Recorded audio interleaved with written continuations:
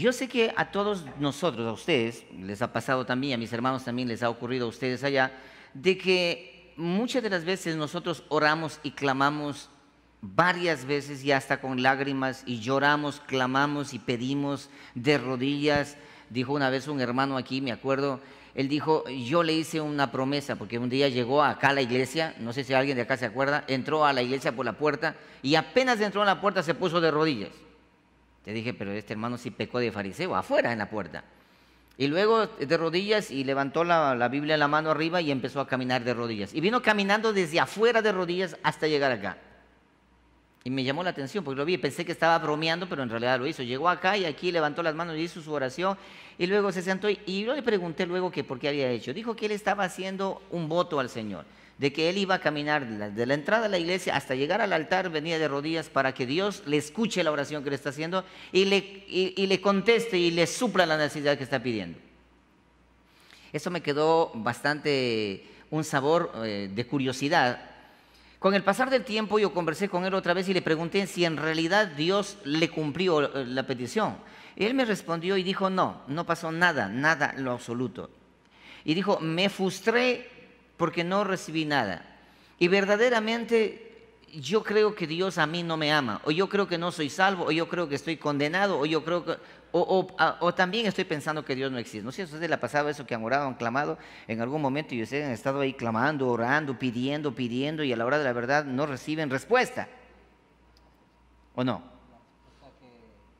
Con el micrófono. ¿No hay otro micrófono, hermano?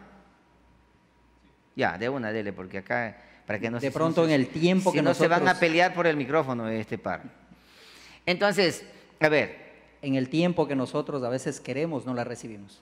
No, o en el tiempo que esperamos. No. ¿Te ha pasado o no te ha pasado eso? Sí. De que, ok, a Sí. ti también, ¿cierto? Ok. Yo creo que a más de uno a usted le ha pasado eso, que, o de pronto le está sucediendo.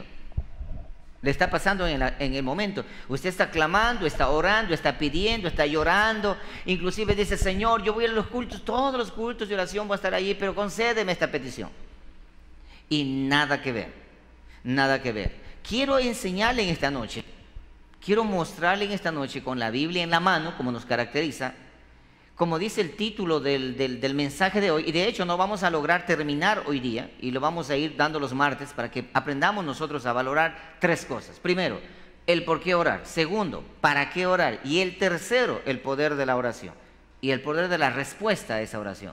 Porque dice la palabra, hay una palabra en la Escritura que Jesucristo menciona esto y dice en los evangelios, dice esto: si un padre terrenal, siendo malo, sabe dar buenas dádivas a sus hijos, ¿cuánto más vuestro Padre Celestial le dará lo que ustedes pidan en mi nombre? Y esa parte de la Escritura, de la palabra, siempre ha sido una parte que todos entendemos bien. Porque dice, ¿qué padre de familia? Vamos a preguntar a César, él tiene 2 hijos. Si tu hijo te pide pan, le das una piedra. Y César dice, no, eso es hasta una broma. Acá él tiene 3 hijas. 3 hijas tiene, ¿cierto? 3 hijas, ok. ¿Qué padre de familia? Tú eres padre de familia y si tu hija te pide un pescado, ¿le vas a dar una serpiente? Nunca. O sea, ¿qué padre de familia puede hacer eso? De pronto hay aquí alguien que pueda hacer eso. No. El padre de familia le da lo que el hijo necesita y si es peligroso, no. Entonces Jesucristo, condensando eso, dice esto: si ustedes, siendo buenos, siendo malos, tienen la sensatez ustedes de dar a sus hijos lo que sus hijos le piden, ¿cuánto más vuestro Padre que está en los cielos? Pero en la realidad, nosotros, ¿qué hacemos? Oramos, pedimos en el nombre de Jesús, clamamos, lloramos, como en el caso de este hermano, caminando de rodillas, como en el caso de muchos de ustedes, antes de conocer a Cristo, haciendo romerías, caminando descalzo. Aquí en Lago Agrio, Ecuador, existe la costumbre de caminar descalzo desde acá, Lago Agrio, hasta un lugar llamado El Heno. No sé cuántos kilómetros son, pero es bastante larguito. 20 kilómetros hasta El Heno, caminar descalzos y en asfalto caliente. ¿Para qué? Para que la Virgencita de allá del Heno haga milagros y todo eso. Mucha gente lo hace. Entonces, de la misma manera, en la iglesia del Señor también existe esa mala información por falta de conocimiento, y muchas de las veces se sienten frustrados porque no logran entender por qué razón Dios no contesta nuestras oraciones. Ahora, también tenemos un ejemplo en la Escritura. Dice la palabra que Daniel estaba orando y estaba pidiendo a Dios por una respuesta. Pero él seguía orando ya un día, 2 días, 15 días, 20 días oró. A los 21 días aparece el ángel fatigado. El mensajero de Dios aparece fatigado. ¿Sí han leído esa parte ustedes, cierto?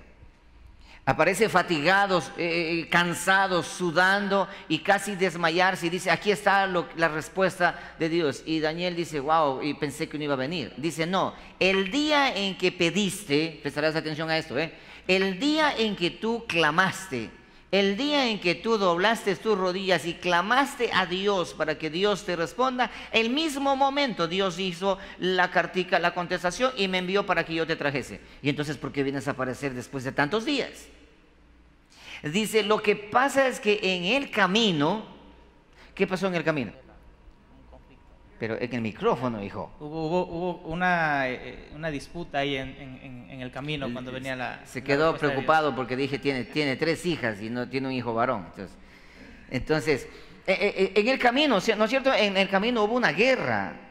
Y esa guerra dice que el príncipe de Dios, y reclamando que Dios cumpla su promesa, usando la palabra, pero que Dios no cumplió la promesa por una sencilla y llana razón: que existe 2 clases y 2 formas de orar. Gracias, mi hermano. 2 formas de orar. Forma número 1. La forma número 1 de orar es orar en la voluntad de Dios, bajo la voluntad de Dios y bajo la cobertura del propósito de Dios en el contexto de la Escritura. Y la segunda forma de orar es orar bajo la cobertura de un sentimentalismo emocionalista y una fe que no tiene ni pies ni cabeza, solamente una fe vana de creer que va a recibir. Y ahora les voy a explicar, vuelvo a repetir, sé que no vamos a lograr finiquitar esto, pero voy a compartir con ustedes juntamente con mis hermanos. Y mientras las peticiones de oración están en las plataformas, vamos a orar, hacemos un alto a la enseñanza, oramos nosotros, ustedes también van a orar. Ahora le voy a dar el por qué orar. Algunos están diciendo, pastor, seguramente ahora yo estoy acostumbrado a venir a orar 15 minutos al inicio y 15 minutos al final. Tenemos media hora de oración en el culto de oración, el resto es la palabra, quiero aprender la palabra. Perfecto, sí, pero estamos en este momento, en un momento conflictivo, espiritualmente, socialmente, económicamente, más espiritual que ninguna otra cosa. Hay una guerra espiritual. Hay un conflicto espiritual que se está desatando y ¿cuál es el trofeo que se va a ganar? La humanidad en sí. Existen amenazas de un rebrote del mismo COVID-19, existen las amenazas de otro virus que se va a desatar en el mes de diciembre, existen las amenazas de desastres naturales. Existen las amenazas de un cambio en la palestra política internacional. Existe una amenaza de que haya persecución a la iglesia. Las trompetas están sonando por todo lugar. Aún hasta las personas, las piedras están hablando y advirtiendo, haciendo advertencias. Personas que quizás ni siquiera nunca han hablado de Dios lo están haciendo. Hay una científica, no recuerdo su nombre, no sé si ustedes se acuerdan, una científica, es una científica, una doctora, y ella habla usando la Escritura, la palabra. Yo me he quedado asombrado ver personas que ni siquiera nunca han hablado la palabra del Señor y ahora hacen mención de la Escritura y hablan con la palabra en la mano, con la palabra en la boca, y mencionan capítulos de la Biblia, mencionan profecías que están escritas, ha estado escrito por muchos años y hacen referencia ahora. ¿No se ha dado cuenta usted, mi amado hermano, aquí que está presente, y ustedes que están allá en la plataforma observándonos también? ¿No se han dado cuenta ustedes, mis amados hermanos, cuánta novedad existe ahora al respecto de la marca de la bestia, de la venida de Cristo, del fin del mundo, de todo esto que está ocurriendo, de todo esto que está pasando, de toda la persecución, de la tribulación? Por todo lugar se escucha. ¿Creen que eso es casualidad? No. ¿Sabes qué? Están hablando los políticos, están hablando los científicos, están hablando el mundo entero, en la sociedad entera, están hablando la religión, los religiosos, pastores, sacerdotes. Mira, hay un sacerdote, no sé si ustedes miraron esa noticia, hay un sacerdote que envía una carta a Donald Trump, al presidente de los Estados Unidos actual. En esa carta, el sacerdote del Vaticano envía una carta al presidente de los Estados Unidos y menciona allí en esa carta diciéndole que escucha esto, que existe un grupo de sacerdotes que están allá en el Vaticano clamando, orando a Dios para que Donald Trump se mantenga firme en las políticas que están llevando a cabo, porque si es que llegase a ocurrir lo que ellos conocen de primera mano que va a ocurrir, se va a desatar una persecución a todo aquel que invoque una religión que no sea parte del comunismo. Va a ser garrafal. Y hay una carta grande en la que dice que advierte que de fuentes jesuitas, de fuentes privadas, tienen información de primera mano que están armando. Ese es un ataque frontal espiritual para adueñarse de la humanidad de una forma impresionante. La Iglesia Católica, obvio, recuerda que la Iglesia Católica está dividida y siempre ha estado dividida. Siempre dentro de la Iglesia Católica, así como estaba Martín Lutero dentro de la Iglesia Católica, así como estaba John Wycliffe, ¿quién más? Así como estaba John Wycliffe, estaba Juan Hus, estaban una cantidad de personajes que se encontraban allí en el seno de la Iglesia Católica. Ellos que hicieron, estaban allí adentro, pero estaban ellos creyendo de otra manera. De la misma manera existe ahora también. Hay muchos católicos, sacerdotes católicos dentro de la curia católica que no están de acuerdo con las políticas de su propia iglesia y que se están despertando y dándose cuenta de las cosas que están ocurriendo en el mundo entero. Hay voces de todo lado, de la religión, de la iglesia evangélica, de los no evangélicos, de los científicos, de todo lado. Todos hablan un solo tema, que se avecina un reseteo final, un reseteo. ¿Cuándo? En el año 2021. ¿Y cuándo es el año 2021? Pues estamos ya a la vuelta nosotros ya. Todos están hablando de eso. Por otro lado, existe una apatía y una tranquilidad en los seres humanos de a pie, los que salimos de la cuarentena desesperados por tratar de recuperar lo que se perdió. Y por hacer negocios y trabajar y trabajar y trabajar y trabajar y dinero. Y esa desesperación por el dinero de recuperar lo que se ha perdido es lo que está opacando la verdadera realidad de lo que está ocurriendo y lo que está pasando. Existen situaciones complicadas que se nos vienen en camino y es muy importante mantenerse preparado. Y hay dos formas de mantenerse preparado: escuchando la palabra del Señor para que nuestra fe crezca y orando a nuestro Padre Celestial para que Él tenga misericordia de nosotros y de nuestras familias. Este es el tiempo de clamar, este es el tiempo de orar, este es el tiempo de ponernos de verdad de rodillas delante de nuestro Señor en nuestro hogar, en nuestra iglesia, en donde quiera que estemos, y clamar los unos por los otros. Porque el día de mañana esto no tiene cara de que va a volver a la normalidad, como dije, no tiene esto cara de que va a regresar a esto, sino que esto va a continuar de mal en peor. Entonces, existe ahora un pueblo cristiano que está orando en dos direcciones. Hay un pueblo cristiano que está orando, pidiendo a Dios para que Donald Trump gane. Hay un pueblo de Dios que de manera consciente y con todo el buen deseo de la palabra, que encierra esa palabra del buen deseo, y con las buenas intenciones, están clamando, están orando para que Donald Trump sea quien gane. Porque todavía no se ha ventilado. Las redes sociales dicen que Biden es el que ha ganado, pero todavía no es nada oficial aún todavía. Por otro lado, existe un grupo de cristianos que ellos no están orando por Trump, otros están orando para que sea Biden, aunque les parezca extraño, pero sí existe también otro grupo de cristianos también. ¿Cuáles son esos cristianos? Los cristianos que abrazan una fe ciega y falsa. Por ejemplo, los cristianos, recuerda que todos se llaman cristianos, los cristianos LGBTI, los cristianos que tienen esas inclinaciones para el mismo lugar, esos están iglesias inclusivas, iglesias las iglesias que tienen el poder de masas, también están clamando para que sea el otro presidente, para que tenga que sea ganador.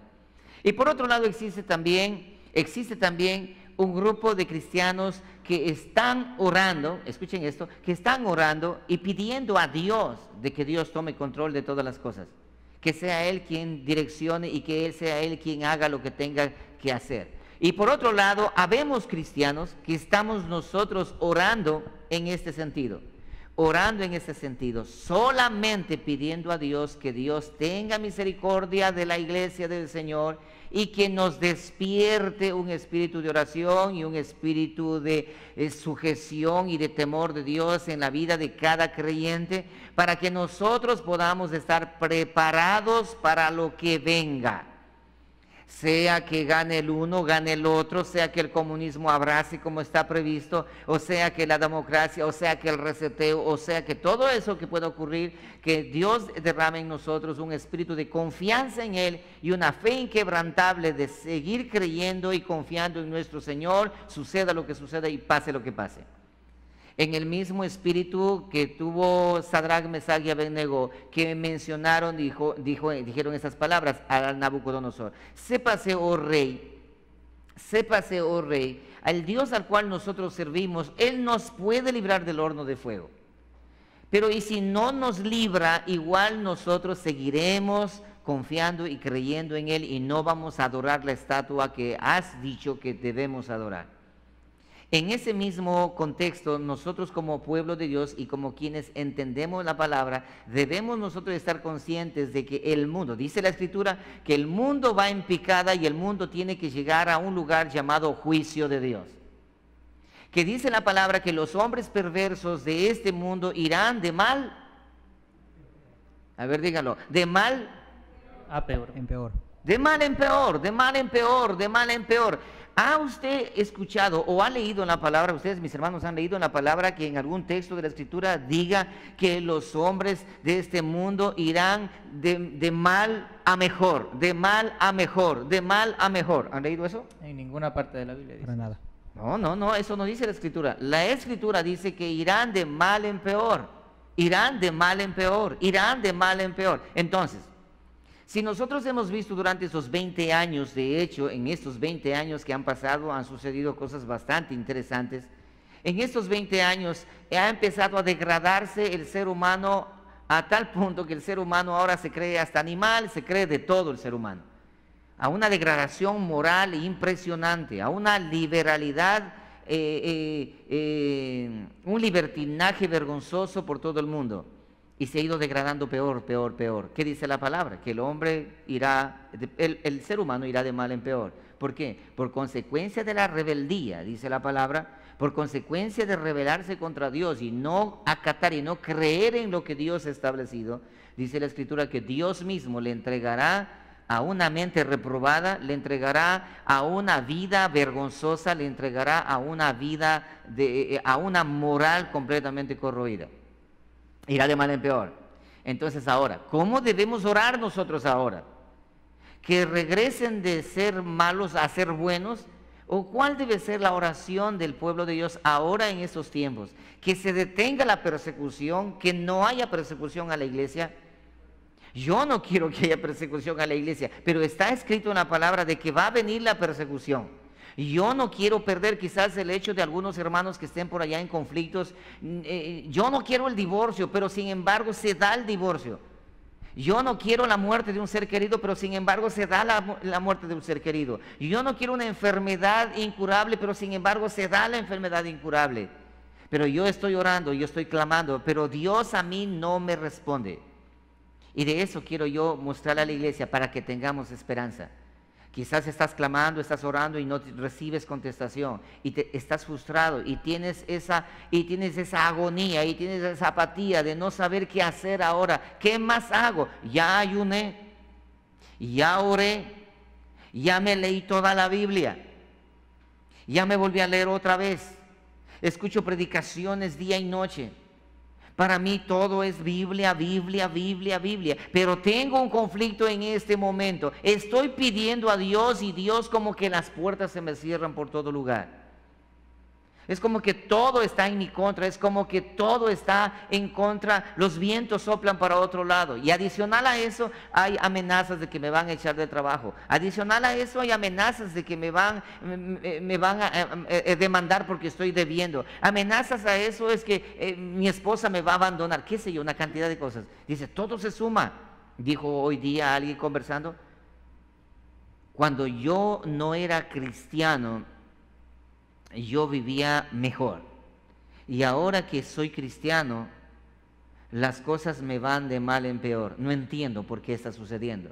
Y esa fue la dinámica por la cual hoy día decidí compartir con ustedes esta enseñanza en el ejemplo de una historia que lo encontramos nosotros en el libro de Jeremías, el capítulo 29.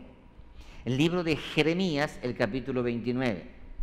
Es la historia de la nación de Israel, y de hecho ya no Israel, porque ya no estaban las 12 tribus juntas, sino que ya fue dividida las 12 tribus, 10 como la casa de Israel y 2 con la casa de Judá. Solamente la casa de Judá es la que vamos a mirar nosotros ahora en este momento. Mientras buscan ustedes acá presentes, a mis hermanos allá también, pueden colocar las peticiones que vamos a orar ahora. Ahora tengo ya quien me ayude en la oración, a mis hermanos. Y vamos a estar orando y nosotros vamos a estar pidiendo por sus vidas y sobre todo pidiendo. Vas a ver que después de esta enseñanza y al inicio de la enseñanza vas a darte cuenta la manera como debemos guiar nuestras oraciones justamente en este momento. Hoy no estamos ya para orar por dinero, hoy no estamos orar porque quiero yo esto o quiero aquello. No, no estamos para eso. Hoy estamos para orar para que Dios fortalezca nuestras vidas, para poder sostenernos como Abraham lo hizo. Dice la palabra que Abraham se sostuvo como mirando al invisible. Se sostuvo en el momento del conflicto terrible y tremendo que Abraham tuvo.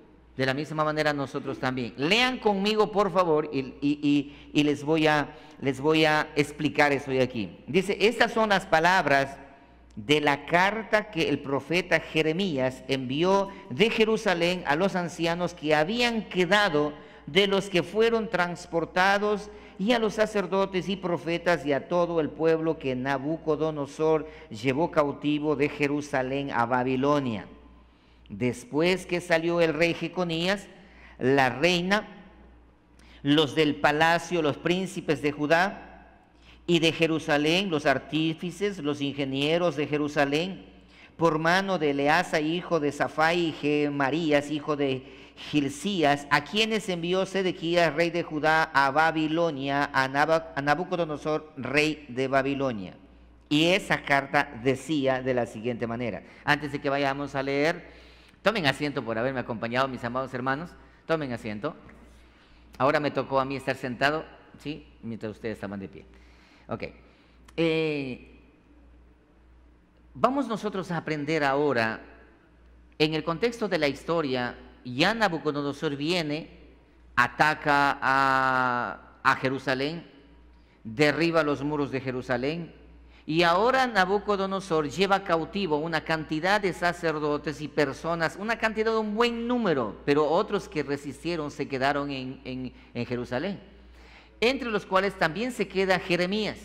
Jeremías se queda en Jerusalén y ahora viene palabra de Jehová a Jeremías. Ahí existe una división, prestarás atención a esto con mucha atención. Existe una división porque Jeremías se queda en Babilonia, y un grupo de personas son llevadas cautivos en Jerusalén se queda Jeremías, y un grupo de personas son llevadas a Babilonia. Y supuestamente los que fueron llevados a Babilonia eran aquellas personas que merecían ser castigadas. Por eso le llevaron cautivos y le llevaron de esclavos a Babilonia.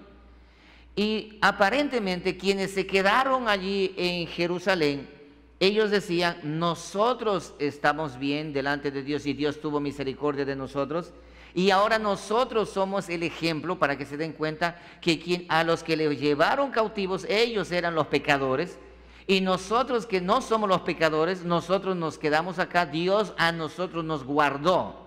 Ese era el contexto del pensamiento que tenían, los sacerdotes y religiosos que se quedaron en Jerusalén y tenían el concepto de los que fueron llevados a Babilonia, que ellos eran los pecadores y los malos. O sea, hubo una división. Dios separó a los higos buenos y a los higos malos, y ellos decían ser los higos buenos. Y quienes fueron llevados cautivos eran los higos malos. Ahora, presta atención a la palabra de Jehová, a la palabra de Dios. Dice esto, versículo 4, vamos a hacer que lea nuestro hermano César, clarito, ¿ya? Vamos ahí, César, versículo 4. Así ha dicho Jehová de los ejércitos, Dios de Israel, a todos los de la cautividad que hice transportar de Jerusalén a Babilonia. Edificad casas y habitadlas, y plantad huertos, y comed del fruto de ellos. Casaos y engendrar hijos e hijas. Dad mujeres a vuestros hijos, y dad maridos a vuestras hijas, para que tengan hijos e hijas, y multiplicaos ahí, y no os disminuyáis. Y procurad la paz de la ciudad a la cual os hice transportar, y rogad por ella a Jehová, porque es su paz, porque en su paz tendréis vosotros paz. Porque así ha dicho Jehová de los ejércitos, Dios de Israel, no os engañen vuestros profetas que están entre vosotros, ni vuestros adivinos, ni atendáis a los sueños que soñáis. Ok, escuchen esto, déjenme mostrarle aquí algo muy interesante. Y les voy a mostrar aquí en el contexto de la oración, y luego de esto vamos a orar nosotros por las peticiones, vamos a entender. Dice la palabra de Jehová a los que fueron llevados cautivos, o sea, en otras palabras, a los supuestos higos malos, pero que en realidad no eran así. Dice, manda una carta y dile a ellos que vayan. Mientras iban siendo cautivos, iban lamentándose, iban llorando su desgracia. Porque cuando llegaron a sitiar Jerusalén, cuando sitiaron Jerusalén y empezaron a matar a mucha gente y a tomar cautivo, y todos se escondían para que no sean llevados cautivos. Y quienes se quedaron escondidos allí en Jerusalén dijeron, tuvimos suerte de quedarnos aquí libres. Gloria a Dios, gracias Señor, nos quedamos libres ahora sí. Y quienes fueron llevados cautivos, ellos iban lamentándose durante toda la trayectoria, pensando que su vida se terminó, su vida se acabó, que ya no hay salida, que ya no hay manera de solucionar esta situación. Iban lamentándose, unos perdieron a sus padres allí en el ataque que hubo de Babilonia a Jerusalén, huérfanos, padres sin hijos, esposas sin esposos, esposos sin esposas, fueron llevados cautivos, llegaron a Babilonia. Allá eran tratados como esclavos. Pasó un tiempo y Dios habla a Jeremías y le dice, manda esta carta y dile esto a ellos. Escucha esto, yo he escuchado su oración y su clamor. ¿Cuál era la oración? Le hago una pregunta a mis hermanos acá. ¿Cuál era la oración que ellos hacían allá en Babilonia, sabiendo que habían sido tomados cautivos y que por consecuencia del pecado del pueblo, de la ciudad, habían sido llevados cautivos, y ahora ellos allí estaban con un peso de culpabilidad encima y estaban orando ellos, clamando a Dios por misericordia? ¿Cuál era la oración de ellos? Ahora, ¿cuál era la oración que estaban haciendo los que se quedaron allí? Pensemos un momento en eso. ¿Cuál era la oración? ¿Cuál creen ustedes que era la oración de los que estaban allá y de los que se quedaron acá? Los que se quedaron en Jerusalén oraban de una manera, y los que se fueron llevados cautivos, ellos oraban de otra manera. ¿Cuál es el mensaje que quiero enseñarles, mis amados hermanos? Diferentes escenarios, aparentemente bajo el juicio del ser humano, usando la lógica y la razón, cada cual en su estado oraba, uno en la desgracia y otro en el favor. ¿Y cuál sería la oración de los que estaban cautivos? ¿Qué clase de oración harías tú si estabas cautivo? Pongamos un ejemplo. Me llevaron cautivo a mí, me llevan amarrado, esposado, amarrado, y me castigan, me llevan allá ¿cómo que se llaman eso? Donde van a sacar piedras para trabajar, ¿cómo se llama? Canteras, las canteras. A las canteras, ahí estoy trabajando en las canteras. ¿Cuál sería tu oración? Tú estás preso, César, tú también. Y los dos están ahí cautivos allá. Y ustedes están allí sabiendo que el pueblo ha cometido un error y el juicio de Dios ha llegado y llegó ahí Nabucodonosor, los tomó prisioneros y ustedes ahora están en la cantera trabajando. César ya no está en la oficina ahí con el teclado aire acondicionado. Y Diego, tú no estás acá ahí sentado en tu ¿cómo se llama? En tu negocio allí. No, ahora estás allá a lomo limpio y pelado trabajando en una cantera. ¿Cuál sería la oración de ustedes hacia Dios? La oración que haríamos, o, bueno, que haría yo personalmente. Bueno, ¿qué harías tú? Porque él está en la otra cantera. Él está en la otra cantera. Esa oración sería, derramaría totalmente el corazón. No habría otro medio por el cual pedirle a Dios. O sea, ya se me fueron las esperanzas, lo perdí todo, absolutamente todo, y simplemente me queda allí, y creo personalmente aquello en el cual no me enfoqué desde un principio, porque eso ocurre normalmente, ¿no? Cuando todo está bien, Dios es como alguien ahí, quien está momentáneamente, alguien que pues se lo puede buscar de manera temporal, pero en ese problema y en esa angustia, yo creo que mi única oración sería: Señor, tenga misericordia de mí, sáqueme de aquí, ayúdeme, tenga misericordia de mi familia. O sea, sería derramar totalmente mi corazón, lágrimas delante del Señor. Pero antes de pedir que sácame de aquí, Señor, uno tiene que pedir perdón. Correcto. ¿Cómo quiere que te saque si no has pedido perdón todavía? Es humillación, es la humillación total. ¿Cómo estarías, César, tú allí? ¿O estarías dormido, tranquilo allí? No. Primero, dejar ese yo personal y humillarme completamente ante el Señor. Es que ya no hace falta que tú dejes el yo, porque cuando estás esclavo, cuando estás ahí, se te acabó tu yo. Un esclavo no tiene yo. El yo tiene su amo. Pierde totalmente. Totalmente. Entonces, ahora no eres nada y no sirves para nada y estás de esclavo. ¿Cuál sería tu reacción a Dios? O sea, prácticamente reconocer, ahí viene lo que se diría la pobreza espiritual, o sea, colgar totalmente los guantes y reconocer realmente que no somos nada delante de Dios. Prácticamente reconocer de que estamos perdidos totalmente. No, es que no hace falta que reconozcas que estás perdido, porque estás perdido, pues. ¿Saben por qué hago esto, mis amados hermanos? ¿Sabes por qué? Porque es la única manera en la que nosotros podemos entender cuando vamos a orar. ¿Y sabe por qué razón le digo esto? Mis amados hermanos y a mis hermanos que nos están escuchando allá, ¿saben por qué?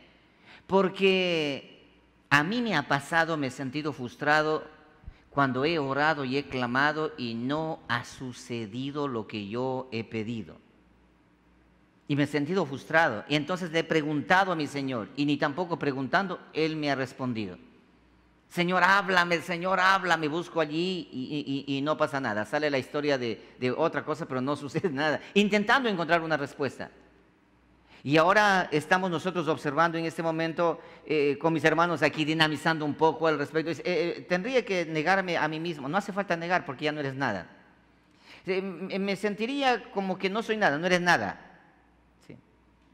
Dejaría mi yo a un costado. No eres nada, porque ya ahora no te perteneces a ti, sino le perteneces a Nabucodonosor. Entonces, ¿cuál sería tu oración al Dios de tus padres? Pues ahora sí, creo que la oración sería, Señor, ¿por qué? O sea, ¿por qué pasa todo esto? Yo creo que ahí entraría no entiendo por qué razón suceden las cosas. Es casi como cuando David oraba, cuando estaba en aflicciones, David le preguntaba a Dios el por qué sucedían todas las cosas. Él decía: Señor, lo he hecho de esta manera, he intentado hacer esto, te he clamado de esta forma, pero no logro entender. Y hay una parte en la que David le pide a Dios únicamente: Señor, o sea, respóndeme solo en esto, quiero entender el porqué de todas las cosas. Creo que sería esa la oración ya. Bueno, César, él va a orar de esta manera como David, ¿ya? Ahora tú.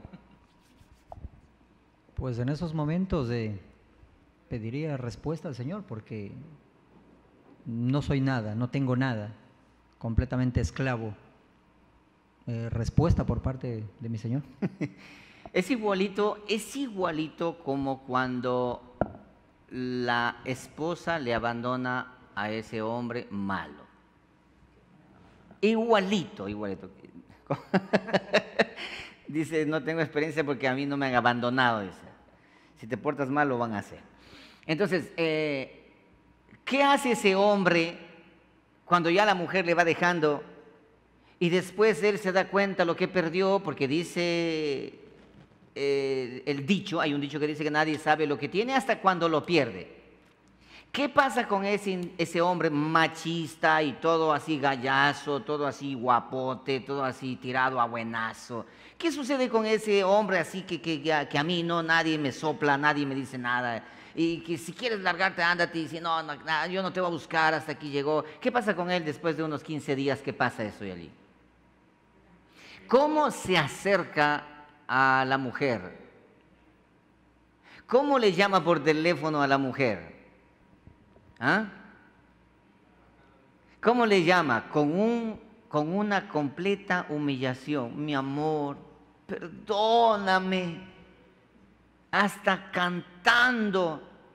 Lo siento, mi amor, perdóname, te fallé, reconozco que soy una basura. Así es. ¿Cómo sabe, pastor? Porque me pasó, pues. Me sucedió, por esa razón te digo. Entonces, imagínate cómo estaría allá estos cautivos. ¿Cuál era la oración de ellos? En el camino diciendo, Señor, Dios mío, Dios de nuestros padres, por favor, líbranos, que alguien venga, porque en la historia había de que estaban llevando cautivo y venía de parte de Dios, hombres de Dios, y les rescataban del camino, como pasó en el caso de Abraham con su sobrino Lot. Que pase algo semejante, nada, llegaron allá, fueron a las canteras y seguían sin nombre, sin apellido. ¿Y cuál era la oración de ellos? Simplemente diciendo, Señor, ten compasión. Porque el ser esclavo en un país extranjero era muerte, era morir, porque es ser esclavo hasta morir. Una sola petición ellos tenían. Ten misericordia, Señor. Líbranos, Señor. Acuérdate de nosotros, perdónanos, Señor, solamente eso. Perdóname, ten misericordia, líbrame, ayúdame, haz un milagro, Señor, haz algo, Señor. Manda un Moisés, manda un Elías, manda un profeta, Señor. Ahora sí creemos, perdónanos. Esa es la oración de ellos. Clamando, llorando, pidiendo. Estaban pero desesperados en ese lugar, orando. Ellos también estaban orando. Y Dios estaba escuchando. Ahora, ¿cómo era la oración de los que se quedaron? César, ¿cómo era la oración de los que se quedaron?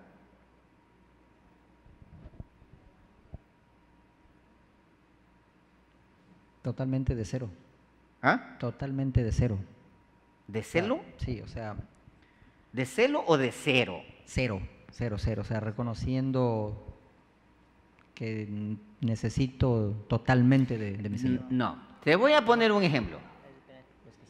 Ese sería ya otra... No, tú estás dormido, hermano. Ese sería... Estás dormido. Es totalmente contrario, ¿no? Ya, por eso. O sea, es la situación totalmente distinta. O sea, acá estaría la oración, como mencionaba el pastor, o sea, una oración de completa humillación delante de Dios, mientras que en el lado de acá estaría, bueno, Señor, gracias por lo que has hecho, Señor, estoy agradecido contigo. Bueno, la oración normal que todos nosotros hacemos cuando todas las cosas están bien. Estás en un barco, escuche esto, estás en un barco, Titanic, habla del Titanic, estás en el Titanic, en alta mar. El Titanic se parte, el Titanic, y hay un bote salvavidas. El Titanic se hunde, y tú te quedas en el bote salvavidas. El que está en el Titanic, ¿cómo va a orar? Tú estás en el Titanic, ¿cómo oras tú allí? Ya te estás hundiendo. Hundiéndose. No, pues si ya me estoy hundiendo, tengo que clamar a Dios misericordia. Ok, clamar a Dios misericordia. ¿Y cómo oraría el que está en el barco salvavidas? ¿Cuál sería su oración? Gracias, Señor, gracias. De agradecimiento.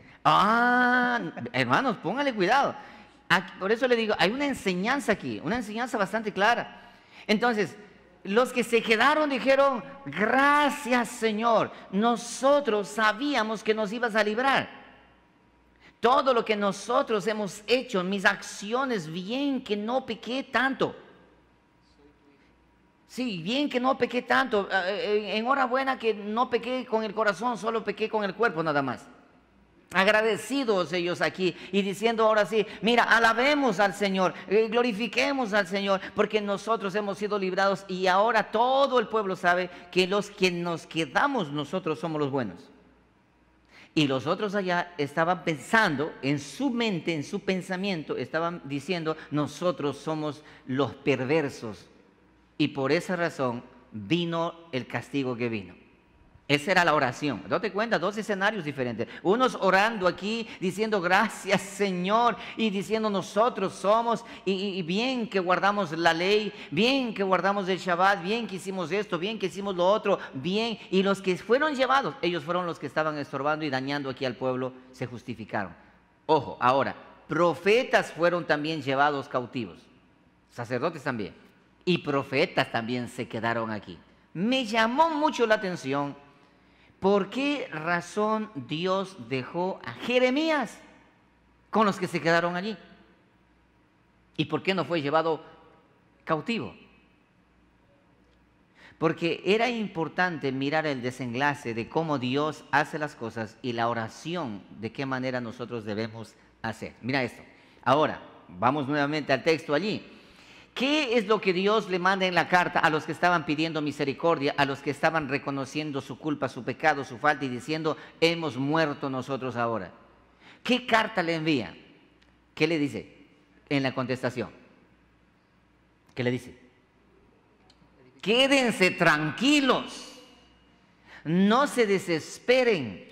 Quédense tranquilos, no se desesperen, planten viñas, planten una platanera, planten una piñera, planten una sandiguera, una arrocera, más bien dicho, hagan jardines, construyan casas, busquen esposa, busquen esposo, casen a sus hijos, saquen descendientes y hay algo muy importante, multiplíquense. Multiplíquense. Llenen el lugar a donde se encuentran allá. Ustedes pónganle sabor a ese lugar. Y un detalle, ¿qué le manda hacer por la ciudad? Dice que oren por la ciudad. Dice, oren por esa ciudad, oren por esa paz de ahí donde ustedes se encuentran, oren por esa ciudad, oren por esa paz. Dice, porque en la paz de esa ciudad, oye, orar por los enemigos que han llevado cautivo. Dice, oren por esa ciudad, oren por la paz de ese país, porque en la paz de ese país ustedes van a tener también paz. Ese es el mensaje que envía Dios. Y ahora, ¿qué mensaje le envía a los que están acá? ¿Qué mensaje le envía a los que están acá? Ese mensaje lo van a leer ustedes en el mismo capítulo, en su casa, y para que se den cuenta, el mensaje que les da a los que se quedan aquí. A ellos también le dice, tranquilos ustedes también, no se preocupen, tranquilos. Ahora, quiero que lean un versículo más y con esto vamos a parar. Lean, por favor, el versículo, ¿dónde está?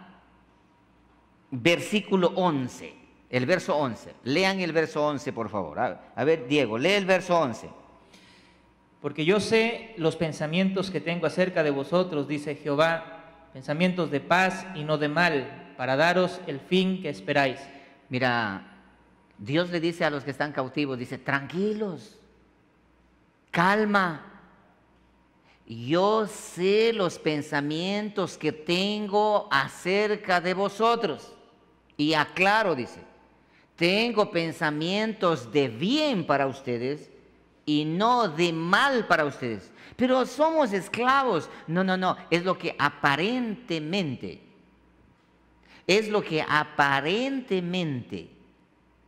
ustedes son ahora, pero no lo son. ¿Por qué? Porque yo a ustedes los estoy guardando. Y hermanos, el desenlace de esto lo miraremos el próximo martes, pero yo quiero hacer hincapié en esto. De pronto tú estás orando en el lado equivocado, pensando de una manera equivocada. Y de pronto hay algunos que están orando del otro lado de una manera equivocada y de una forma equivocada, creyendo que estás bien y que gracias Señor porque a mí no me pasa nada, porque mi vida, porque mi casa, porque yo, todo bien, como el publicano y el fariseo. Y por otro lado, estás creyendo que Dios no te escucha. Estás creyendo que Dios ni te presta atención a ti y estás clamando y orando y hundido en la desesperación y hundido en el dolor. ¿Por qué? Por la pérdida de un hijo, de un familiar, por la pérdida de un ser querido, qué sé yo, o por quizás una quiebra económica, o quizás un abandono de tu pareja, o qué sé yo, cualquier cosa que pueda pasar. Y estés en este momento clamando, orando y pidiendo que Dios tenga misericordia y no encuentras respuesta y al contrario te va de mal en peor. ¿Cuánto tiempo pasaron estos cautivos? ¿Cuánto tiempo pasaron para que Dios emita una carta y envía por mano de Jeremías, envía a ellos? Ellos estaban allá creyendo, Dios se olvidó de nosotros. Dios se olvidó de nosotros. Pero llega esa carta y dice, miren, relájense donde se encuentran. Porque ¿qué querían ellos? Intentaban escaparse, intentaban regresar. Escucha esto, cerramos con esto. Y envidiaban el lugar de aquellos que se quedaron en Jerusalén. Envidiaban ese lugar. ¿Cómo es que salí a comprar pan justo y me atraparon? Si no hubiese sido por salir a comprar pan, no me hubiesen atrapado y estuviera en Jerusalén, en la tierra santa, en el pueblo, el lugar escogido que Dios nos entregó, y ahora estamos presos en una tierra de un rey pagano.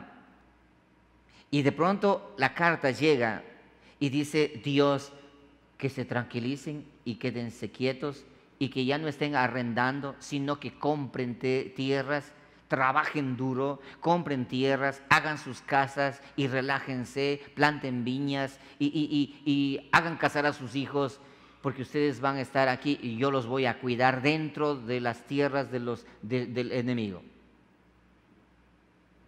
En estos momentos existe una consternación, existe una amenaza de persecución, existe una amenaza, pero va a haber dos pueblos. La iglesia va a estar dividida en dos pueblos, de aquellos que no han madurado aún todavía y de aquellos que han alcanzado una cierta madurez para entender la magnitud de lo que está y direccionar delante de Dios solamente para decir, Señor, estamos convencidos, y eso es lo que quiero motivarles a ustedes en esta oración, en la oración que vamos a hacer. Estamos convencidos, Señor, que todo lo que está ocurriendo está pasando específicamente en tu voluntad. Y que nada, absolutamente nada de lo que está pasando y nada de lo que está ocurriendo en este momento en el mundo, usted está lejos de conocerlo. Usted sabe exactamente, tiene el control. Y aún, cuando el más perverso de los gobernantes, por eso dice, me encanta este versículo de Mateo capítulo 24, dice que si es que va a haber una tribulación tan grande, tan fuerte, y va a haber engañadores tan terribles que si les fuera posible, engañarían aún hasta los escogidos. Pero eso, ¿qué? ¿Cuál es la esperanza? ¿Cuál es la esperanza? De que no va a ser posible. De que no va a ser posible. Entonces, direccionemos la oración, siempre direccionemos de la manera correcta. Siempre direccionemos del lado correcto. Oremos no en lo que nosotros pensamos y creemos, sino oremos. ¿Por qué razón sufrían ellos allá? Oye, es que aquí hay mucho que hablar. ¿Por qué sufrían ellos allá? ¿Por qué estaban lamentándose? Porque ellos se habían olvidado de qué. ¿Se habían olvidado de qué? De la voluntad de Dios, pero se habían olvidado de una profecía. ¿Y cuál era la profecía?